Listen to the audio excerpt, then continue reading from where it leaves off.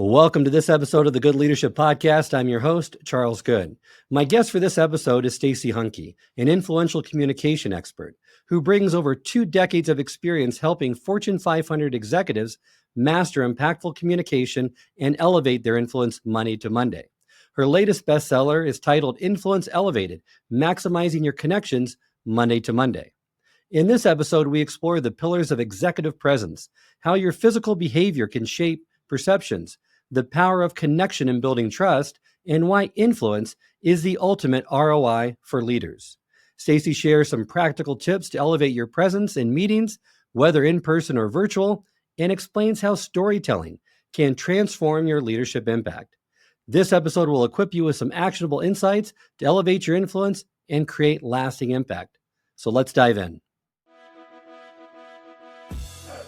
Welcome to the Good Leadership Podcast, where we engage with esteemed thought leaders and explore research-backed strategies and techniques that empower leaders at every level to achieve meaningful results that drive lasting change. And the second phase is really about building your presence, your executive presence. And a simple tool for bringing executive presence you mentioned to any interaction is to pay attention to your physical behavior. Yeah, maybe it's best to demonstrate these, Charles. The one that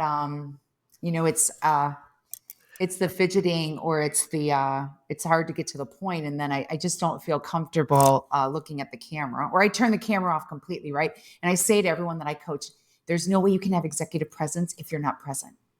Right. Like, just throw it out the window. It's not happening. And when I mean present, it's just being aware of, does your body language, does it communicate what you don't want it to communicate, or does it add to the conversation so that you increase the chance that your message is remembered and people act upon it? So the top 3, you've heard me talk about them all the time. The top 3, whether you're in person or virtual, is the eye connection, eye contact. You can't read people. You cannot be focused if your eyes are not connecting to the camera, or they're not connecting to who you're talking to in person. The other one is brevity. I don't know if it's because we have so many meetings back to back. We just want to get the information out there. We don't care how it lands. We say too much. We confuse. And then the second is overall body language. So it's what does that body language communicate? Does it communicate confidence, or does it communicate discomfort? And now the only way, there's 2 ways to figure it out. You've seen me in action with this one.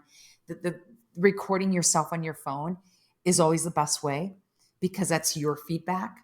And then your feedback really attaches to your brand and what you want. Feedback is great from people in your personal life. What a better place to start than people that know you, because I don't want your followers to go out there and say, oh, she's expecting me to change.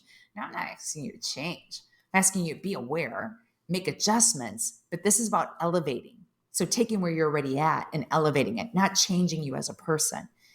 It's tough though. It's tough. Most of us just decide, well, I don't like to see myself on video, so I'm not going to do that. I really don't feel comfortable asking for feedback. So instead, I'm going to determine my level of influence on how I feel, which is probably the biggest mistake anyone can make if you're really, really committed and you really do want to elevate your influence.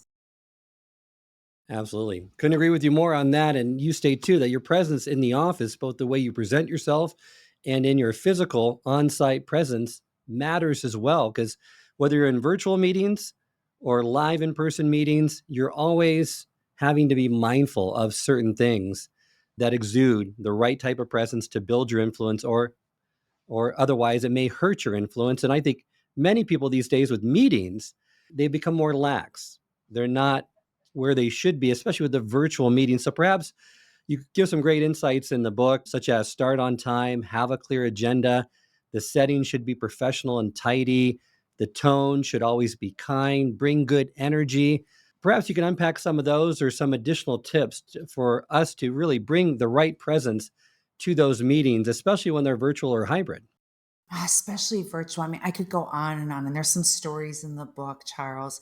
But one of my favorites, he was a leader at a financial company, and I was mentoring him. First couple of times he shows up, and his whole background, it's all blurred out. And I thought, well, I'm not going to say anything. I'm just going to let him see the recordings and then see if he says anything. And at one point he says, what's your opinion? Do I leave it blurred out? Do I not leave it blurred out? And I said to him, I go, well, let's just see. Let's see what's behind you. I go, and then we can determine. He unblurs his background. Here is someone who was an introvert, really, really quiet. And he came to me because he said, I want people to get to know me better because of authenticity, empathy. He unblurs his background, and there's like 6 guitars hanging on the back wall. There's a piano sitting off to the side. And I'm like, whoa, you need to explain that. And he's like, oh, I'm in this band on the weekends. And the guy lights up. And it was like seeing a totally different person. And I said, are you okay if people knew that? Because I would love it, but I didn't think I could. So I said to him, okay, how about this? Until I see you again in the next 2 weeks, unblur your background for every meeting and then report back what happens. Well, I get him on his next mentoring call, Charles. He was so wound up in a good way. And he's like, I have a hard time starting socializing. He goes, I didn't have to say anything. Everyone asked about it. It may help me relax, it personalize it. Now you've got to find your own thing, right? I'm not saying you unveil everything, because then I've seen other backgrounds where I'm thinking, do you know that your closet door is open and there's tons of clothes laying on the floor? Like, I don't know if you want people to know you're unorganized. So it's things like, the best way I can describe it is, how you see me now is how you would see me if you were sitting across a desk from me. I want to replicate this virtual platform as much as I can as if we were in person. It goes back to being consistent, Charles. I don't want to show up and you see me in person and you've seen me virtually for how many years now? And suddenly we meet in person and you're like, wow, you're really different. Like, how distracting would that be for you? And now I'm creating distractions to be able to connect and engage you unintentionally. And you said it. I hear a lot of my clients say, our teams are lazy. I mean, I know it's a strong word. It's a strong descriptive. They're lazy. They don't care. They won't turn on their cameras. And if you're not turning on your camera at this point of the hybrid world, it's not even worth a conversation anymore. Because really what you're doing is you're saying, I don't want you to see me. I don't want to connect. I don't want to engage. I'm listening. But really, are you? So there's one thing, no matter what's going on in the world, personally, professionally, there's one thing you will always have control over. It's your development, and it's how you show up. So as complicated as the world is right now, that's half the battle. You take care of you, and you determine how you want people to perceive you.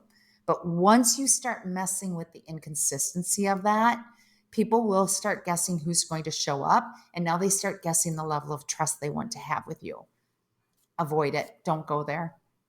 Well, let's talk about hybrid meetings, because they make up more and more of the meetings today. I think the quote or the stat that you give in your book is 50% of meetings today is a hybrid meeting, and that's expected to increase. And you have 2 simple golden rules to elevate hybrid meetings. 1, all video and audio setup must take place ahead of the meeting time, so that you're not awkwardly fidgeting around, fixing your camera, your microphone as the meeting gets started.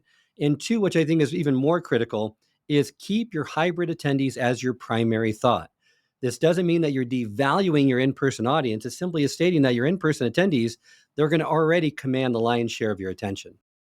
Yeah. So maybe we should clarify too, when we're referring to hybrid specifically with some of the how-tos in the book, we're virtual. And let's say I also have people in front of me.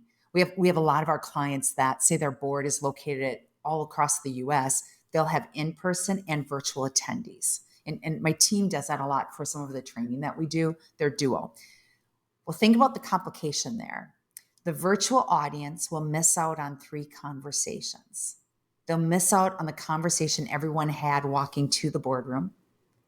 They'll miss out on the side conversations verbally and non-verbally. You know how when you're in a meeting and sometimes if something's confusing and you might nudge the person next to you, or you kind of look at them and you're like, oh, what was that? I missed that.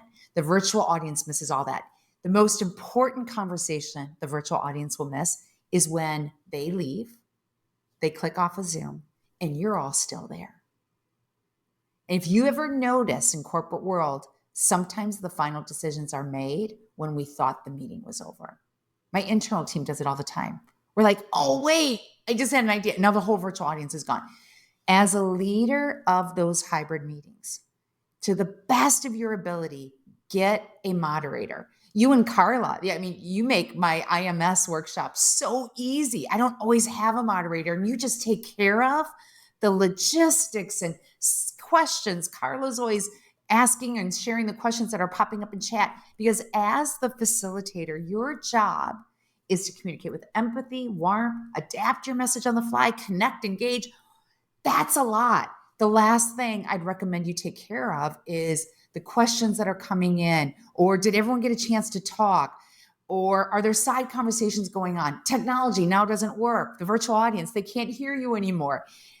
It's all of that. I have someone in that room with me that manages all the conversations, keeps the virtual audience engaged if I lose that opportunity. And that's really important too, because ideally, if I'm facilitating the meeting, I want my virtual audience to be in front of me. I did a session, a keynote a couple of months ago, and the virtual audience was over here and all my in-person were here. And I'm thinking, well, I don't want my in-person audience to see me having, right? And they're going to see the side of my face.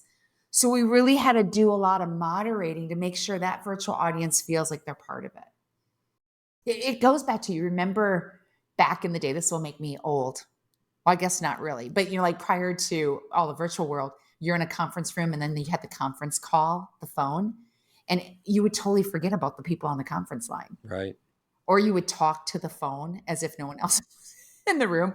So make it easier. And that's what we created in Influence Elevated is we have tested this. We've been practicing it so that we could put it into print step by step, a checklist that when you're in those situations, you focus on what you need to say, how you adapt your message, and reading the body language of everyone in the room and outside of the room. So we've talked about these tools that will give you some momentum in building your influence. We've talked about how you can elevate your presence, and really the final phase of your model is really elevating your connection to build influence. And we touched upon this at the beginning, but how do you ensure that everyone on your team, whether their chair is geographically located, feels included, heard, appreciated, and valued? Because I agree with you, Stacey. I think there's a loneliness epidemic out there right now. People want connection more than ever. You have some great stats in the book saying 48% of employees say connection is a big part of their decision to stay with the job or to leave. And a leader who uses their influence to create a healthy climate of connection on the team improves employee retention by 300%. So it's so critical to have. You have 5 parts on how to build this connection. And that first part, which is core of everything a leader does, is how they communicate. Yeah. I mean, I want to go back to that, like 300%. I remember when we found that stat. I'm like, that can't be right. I went back a couple of times because it just seems like such a large number. However, when I am out there, because a lot of the research in the book has just been working with our clients, those that connect well in the hybrid world and those that I'm like, you're in a tunnel.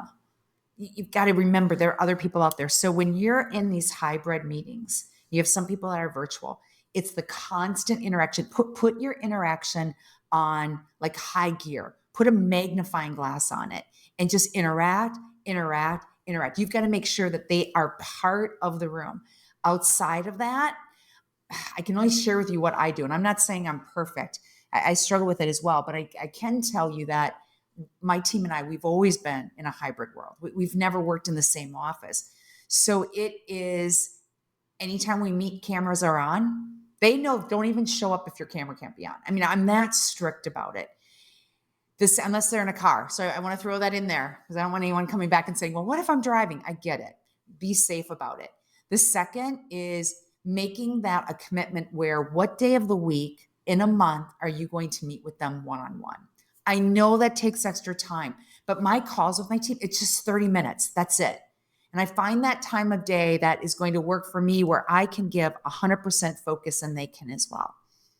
It's number 3. I'll give you 3. Number 3 is those open-ended questions. What's working for you? What's not working for you? What do you need to make sure you're giving 100% because I'm seeing it didn't happen last month? Or whatever that question is. So I feel like with this hybrid world, before we just took for granted that you go to an office, I see you every day. So we're having a multitude of 5-minute conversations, passing each other in the hallway or at the water cooler. Well, those 5 minutes add up to a lot of connection in the day. We now have to create that. Absolutely. And those are great communication practices to build that level of connection with others, which they're really wanting these days. The other thing you mentioned also regarding connection earlier in the conversation was mindful listening. Whenever Yeah. I talk to leaders and they say they want to be better communicators, they're always talking about ways they can be more succinct, use more brevity, or enunciate, or something to do with them and their speaking. They miss the critical component that listening is, which takes up probably at least 50% of your communication. And all the great communicators are great listeners. The steps you provide in the book to become more mindful in your listening are write down the key points and peel back the layers of what they're saying. Yes. I use the analogy when I present this topic. If any of your followers have ever seen Saturday Night Live, this is a really old episode, and it was called The One Upper. No, I don't know if you're familiar with it, where, for example, if I asked you, how was your weekend? And you start telling me about your weekend, and then I'm always one-upping you. Well, my weekend, where I went. And just, we laugh at it, but we do it. And I see people do it and we'll interrupt. So instead, exactly what you're saying, mindful listening is, if I asked you, what's the best vacation you've ever taken? What's the biggest takeaway you've had as a leader? And I just stop talking. And really what I'm listening for, similar to here, I'm listening for the key points that you're sharing. And let's say you said, well, I love going on vacation that just allows me to sit back and relax.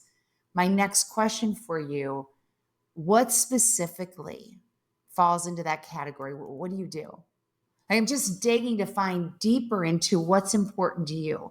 So the key points allows me to peel back the layers by always asking the next open-ended question until I get to the point where, let's say as a leader, I'm providing you feedback or I'm giving you direction. Now I know, oh, I thought you were over here on this topic. You're way over here. So I have to change my message, which is part of brevity. Another part of mindful listening is I say, go back to the basics, 80-20. As a leader, you speak 20%. Whoever you're trying to influence, let them speak 80%. And that's a little easier for you anyway, because they're telling you what they need. Where are they? They allow you to adapt your message on the fly. We just need to give ourselves grace that it's okay. Whoever said that elevating your influence means you need all the answers, you need to provide all the wisdom, and you need to do all the talking. And Charles, there's been a number of times, and I am not a pro at this. This is about just the constant practice. When I get on a new sales call, I'll find the question first, what might be what's happening now in your organization or what's happening in your team that led you to call me today. And I just let them talk. So they're now helping me create my pitch based on what's important to them, not what's important to me. We've already talked about empathy and how that factors into the equation, a little bit about warmth, but also high trust equals high influence.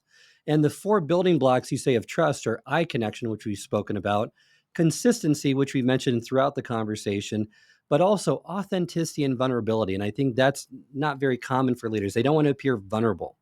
They want to appear like what you just said. They have all the answers, that they're not looking for answers and asking for help from others or being true to who they really are. And that vulnerability is, if my team is struggling, and I'm sure I can relate to some way that I have failed many times in the past. It's being okay sharing your experience with them, to letting them know similar has happened to me. Here's what I did. That may work for you or that may not. It just makes you humble. It makes people realize that, okay, I'm not asking you to be perfect. You're not perfect. And you get my struggle. You get how tough this can be. I like to say it really puts us on the same playing field. Kind of like a parent, right? I mean, I know you're a parent. I am not, but I watch my sisters do this all the time and simply say, it's like, don't step on the same landmine I step on. Learn from my mistakes. And I'll share that with my mentees a lot. I'm sharing this with you because I don't want that to happen to you. It takes courage. It takes courage to be vulnerable. Yet nothing changes, or nothing will ever change if you don't have that courage to share that vulnerability. Another one of the most potent ways I think to increase connection as well, which you also mentioned in the book, but is not getting enough attention in leadership circles, is storytelling. People feel like either they're great storytellers or they're not. It's something inborn or innate, and it's not. It's a skill that you can develop. So perhaps give our listeners some insight into how they can become better storytellers. Oh, the first one is always share your story you plan on sharing in public with someone in your personal life. And if they don't get the connection you're trying to make, you are not ready to tell the story. I'm totally against it. I always get asked, do I memorize my presentation? Do I memorize my pitch, my meeting facilitation? I'm like, no, you never want to do that. There's a lot of studies that share it. Storytelling, you've got to at least know the format. So I'm going to give an easy format that we teach. I go deeper in the book on it. And it's really three components. A story is like your favorite Netflix series or a favorite novel that you read.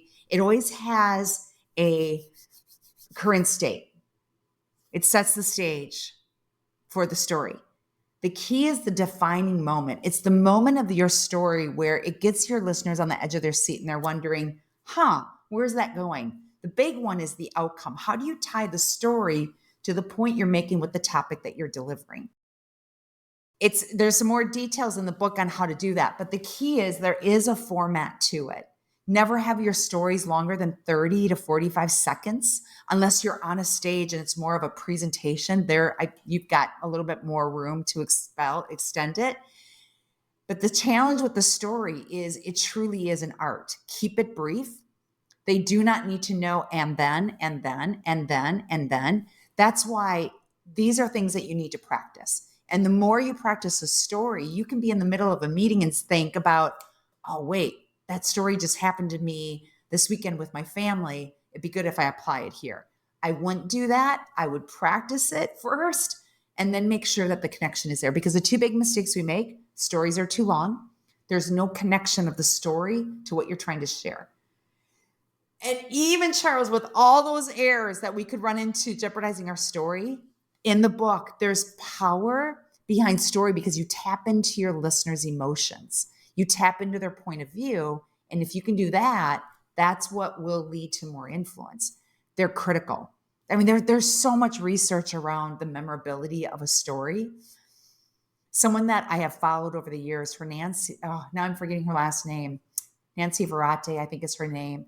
And she wrote the book Resonate. And it's all about the power of what stories do to how long we retain information. And I love how you state in the book that don't turn your story into a full-length odyssey. Instead, keep it as a movie trailer, which I think is so apropos because so many people, you get lost in the story and the point that they wanted or intended to make wasn't in fact made because people kind of lost where they were and they've lost the audience as a result. The other big issue I see, which I'm glad you mentioned in the book as well, is put your character, your audience, that person as the hero of your story. You are not the hero. You are not the central point.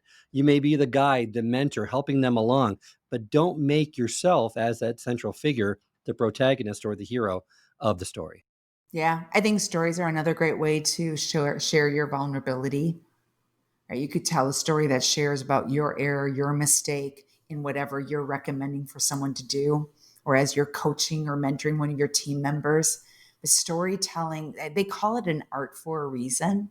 You can't just suddenly share a story and expect it to stick. You have to put some thought process around it. And part of building your influence also is becoming accountable, and having an accountability partner really helps.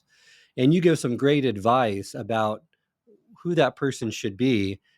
One, you say make sure it's someone you trust that's going to tell you the truth while encouraging you along the way. Two, someone needs to be showing up for you, right? So you need to make sure that they prioritize this engagement, and that also that when you ask for specific feedback, they give it to you honestly. Yeah. Yeah, those really are the top three. Finding someone that you can trust so they don't sugarcoat it. Good, nice job. That was great. Right? Someone that you can really be clear with and again, prepare for that. I really don't think any of us can improve anything in our life by ourselves. That's why an accountability partner is what we refer to a lot. Accountability partner is key. If you have a workout buddy and they're at your doorstep at 5:30 in the morning to go for that run, you're going to get out of bed and meet them. If they're not there, it is so much easier to just say, tomorrow, later today, and someday never happens. But in changing the accountability partner, I describe it too as you always want to play against someone who's much better than you, right? If you're a tennis player or a golfer, especially a tennis player, you want to play against someone who's greater or better. And then you're going to have this accountability partner. You might outgrow them. I have outgrown many of my coaches, and finding who's that next one. That is also a journey. But to me, when you ask someone to be your accountability partner, you have to do the work. The accountability partner should not have to do the work for you. You come with the plan and play. You just need to find someone who always shows up and who's willing to really be honest with you. Love that, because it's so critical, because if it's not hard, if it's not challenging to you, it's not going to change you, like you also mentioned.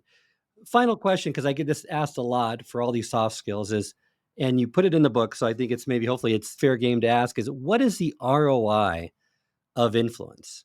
If you're, and I am using this from feedback from our clients over the years, if you're in sales, they can track back, they'll win more pitches based on the skills and techniques that we've used.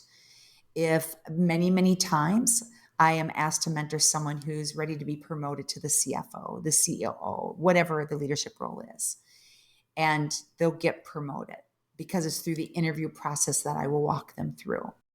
It is trust. Now, how do you measure that? Is there a scale you can measure? No, it's you can tell when someone trusts you because they are showing up differently with you. They are acting on your recommendations. You can go back and say, oh, that was done. We talked about that. That was done. Saves you time. And that ties to brevity. You start having more influence, you'll save time. And I know that doesn't even sound, it sounds like it's backwards, but because you're saying less, you're adapting your message so the conversations are more concise. You're not taking as long to have the conversation. And I think it's the results. And everyone defines it differently. I'll give you an example. I've been doing this work for 24 years, soon to be 25 years. Well, that tells me I've got to have some influence, or none of this would even be possible. And really, it's just been the consistency that my team and I have, whether it's here or whether it's across social media and people see us from afar. So maybe it's the consistency too that's really going to be a measurement of the level of influence you have. Wonderful. Thank you so much for joining me today. Remind our listeners how they can get in contact with you and learn more about your work and get your new book. Thank you, Charles. We are all over social media. Great place to find where we're at is just through the website. It's my full name, Stacey with an EY, HANKEINC.com. I hope this episode has provided you with valuable insights. If it has, I ask you to share it with someone who would also benefit from it. If you've been enjoying and gaining knowledge from this podcast, then subscribe to our YouTube channel, where you can find all the previous episodes of the podcast and additional learning resources. You can also subscribe to the podcast on Apple or Spotify and leave up to a 5-star review.